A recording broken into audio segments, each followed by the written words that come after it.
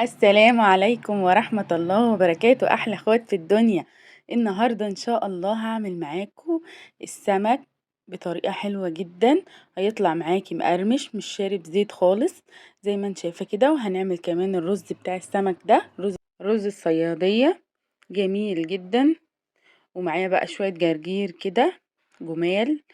طبعا انا كنت بعمل الاول جنب السمك ده شوية سلطة كده، طبق سلطة، بس طبعا انتوا عارفين الخيار غالي والطماطم غالية والفلفل غالي، فحبيت ان انا اكتفي بالجرجير. معايا السمك كده زي ما انتم شايفين يا حبايبي. طبعا انتوا عارفين ان السمك مفيد جدا للاطفال، يعني اقل حاجة تعملي له يعني وجبة السمك دي مرة في الاسبوع تعمليها لولادك. انا جبت السمك ده جميل جدا، بحري وجميل، جبت الكيلو ب70 جنيه. كان حلو جدا بصراحة. لما تيجي تختاري السمك اختاري السمكة اللي بيبقى فيها حمار شوية دي، بتبقى جميلة جدا. واختاري اللي بتبقى نتاية، يعني اللي بتبقى راسها مدورة وصغيرة كده ما بتبقاش طويلة. واختاري كمان السمكة لما بتدوسي عليها بتلاقي يعني ايدك بتدوسي عليها كده بايديكي، بتلاقيها ما بتغرزش معاكي، بتبقى ناشفة مش طرية. وعينيها بتبقى صابحة كده وفيها لمعة، ما بتبقاش مغربة. دي بتبقى جميلة جدا زي ما انتم شايفين كده، عينيها فيها لمعة. وما باجي امسك السمكة كده بلاقيها ناشفة معايا وحلوة، وشكلها اصلا زي ما انتم شايفين كده شكلها صبح حتى لو شفتيها من بعيد. علشان كده تاكلي احلى سمك. وبتبقى فيه سمونية من جوه جميل، وفي بطروخ كمان شايفينه حتة صغيرة انت شايفينها دي. طبعا انا غسلت السمك كويس جدا ونضفته. بصوا من جوه كده قشطة كده، لازم من جوه يبقى نضيف جدا كده. ما يبقاش فيه حتت سمرة كده، لازم تشيليها. يبقى نضيف معاكي كده فلة. وهنقعه كمان في حاجة كمان دلوقتي هتخليه معاكي يبقى نضيف جدا، ما فيهوش اي ريحة زفارة. وكمان هيخلي السمك بتاعك يبقى حلو كده ومقرمش بعد ما بتقليه.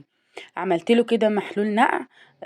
حطيت ميه وهحط فيها معلقه ملح كبيره. وهسيبه بقى في محلول النقع دي قيمه 10 دقايق كده مش اكتر. هتلاقيه بقى جميل معاكي خالص. وهيبقى تيجي تشميه كده ما فيهوش ريحه الزفاره اللي بتبقى فاقعه في السمك دي، لا. وهيبقى كمان لما بتيجي تقليه زي ما انا قلتلك مش بيشرب زيت. وكمان بيبقى مقرمش كده وبيبقى جميل خالص. كده حبايبي حطيته بقى دلوقتي هسيبه زي ما انا قلتلكوا على 10 دقايق. هنجهز بقى دلوقتي الحاجات بتاعة الخلطة اللي احنا هنعملها للسمك او الدقة. معايا هنا راس توم، ومعايا شطة، ومعايا فلفل وطماطمايه، ومعايا هنا ملح وكمون وبابريكا. ومعايا هنا بهارات السمك، هوريكم الكيسة بتاعة بهارات السمك دي دلوقتي. بتبقى جميلة جدا وتدي نكهة وطعم وريحة للسمك جميلة خالص. كده هو ده الكيس بتاع تتبيلة السمك. هنضرب بقى التوم والفلفل والطماطم في الخلاط. ويا ريت لو عندك طماطم اكتر من كده تعملي، بس بصراحة يعني انا ما كانش عندي. يعني لو زودتي طماطميتين كمان بتبقى تحفة. ضربتهم بقى كويس جدا مع البهارات زي ما انتم شايفين كده، ده شكلها. اللهم صل وسلم وبارك على سيدنا محمد. حاجة كده يعني بجد تتاكل كده بعيش لوحدها. هنزلها بقى على السمك بتاعي كده زي ما انتم شايفين. وهخلطها بقى بالسمك كويس جدا كده، واحشي بطنه بقى واروق على السمك. طبعا انا كنت ماسكه التليفون بايد وبعمل بايد، فما كنتش يعني مالكه قوي ان انا يعني اعمل السمك كويس. بس هقفل واعمله وبعد كده هوريهولكم. طبعا ممكن تعملي فتحات في السمك، يعني ممكن بسكينه كده تعملي فتحات في السمك وتدخلي فيها التتبيله.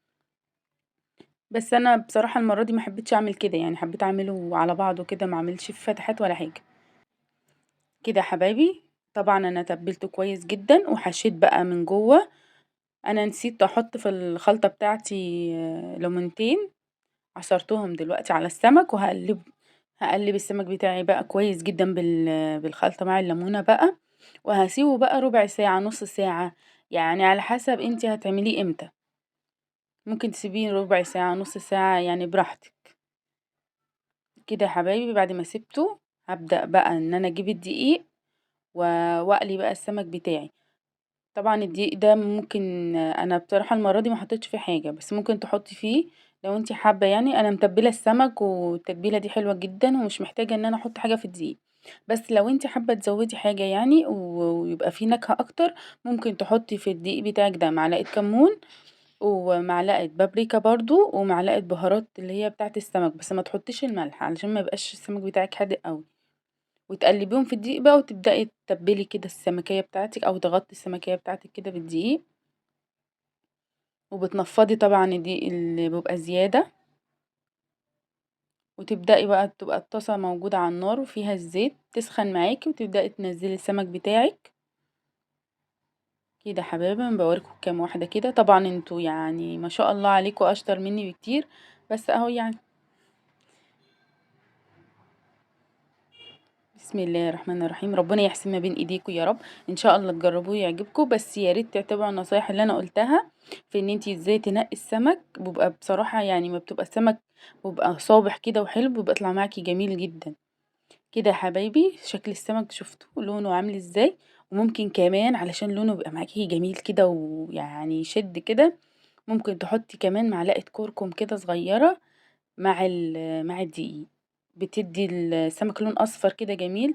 بس انتوا شايفين انا من غير ما احط اي حاجة، لون السمك اصلا اصفر كده ويعني جميل جدا.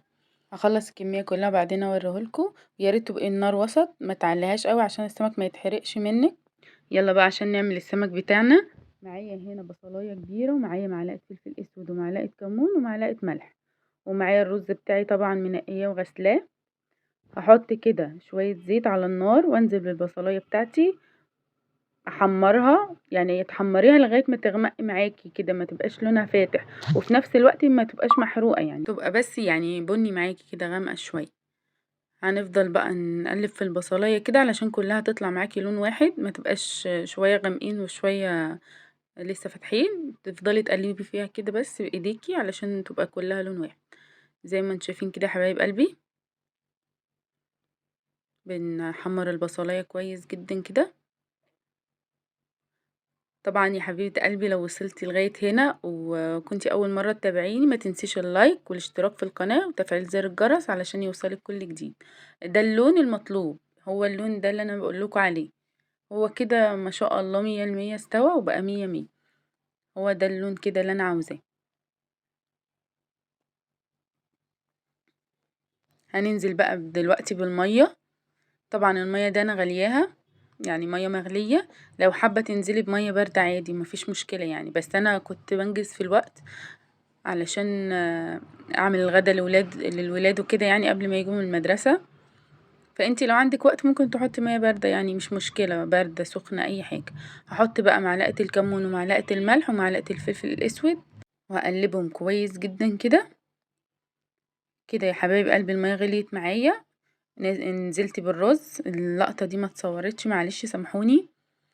نزلت كده بالرز وهسيبه بقى يشرب ميته زي ما انت شفتوا كده، وبعدين ههدي النار خالص زي الشمعة كده، واسيبه بقى لما يستوي براحته.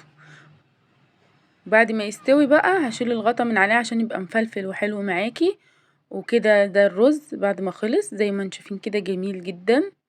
وده السمك بتاعي، اللهم بارك، جميل جدا وريحته جميلة ومقرمش كده. وده الجرجير، الربطتين ب5 جنيه ما شاء الله يعني. كل حاجة غالية. اللهم لك الحمد يا رب، ربنا يرفع عنا الغلاء يا رب. كده يا حبايبي بعد ما خلصت بقى السمك بتاعي الجميل ده، ريحته كانت جميلة جدا زي ما قلت لكم يعني.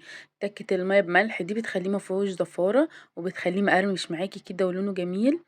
والرز بتاعي كمان حلو جدا ومفلفل. وكده يا حبايب قلبي يبقى الفيديو بتاعي خلص. انتظروني في فيديو جديد ان شاء الله، والسلام عليكم ورحمة الله وبركاته.